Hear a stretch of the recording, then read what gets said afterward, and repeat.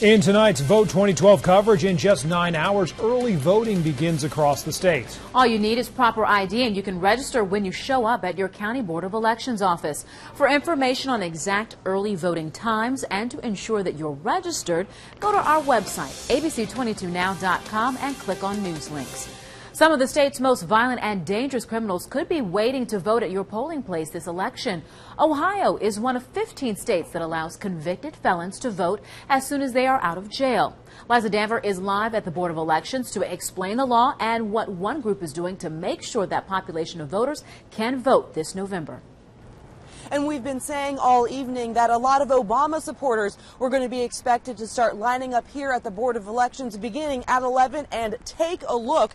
They already are starting to camp out here tonight. The doors open here for early voting at 8 a.m. Now, felons, they lose their voter registration as soon as they're convicted. But as we mentioned, that all changes once they get back their freedom.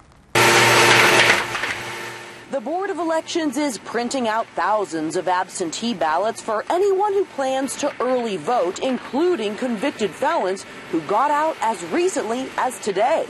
We treat them as we do all registered voters, so we don't have any different standards. Convicted felons do need to re-register, but under state law, they're allowed to cast a ballot just like you and I. Once they get out of lockup, any voting restrictions are lifted.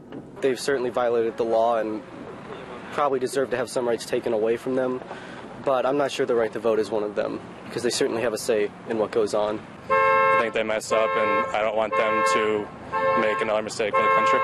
Inmates convicted of misdemeanors or those awaiting trial for felonies can also exercise their constitutional right to vote.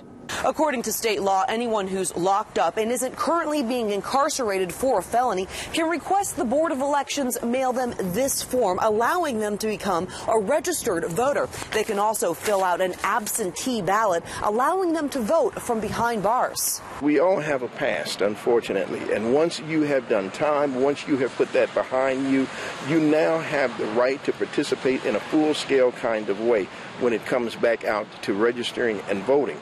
Reverend Jerome McCorry runs one of many groups that helps felons re-enter society. He goes into jails and prisons, telling inmates about the law, meantime educating those who have already gotten out. We want to make sure that they understand not only do they have the right to vote in the state of Ohio, but it's a responsibility.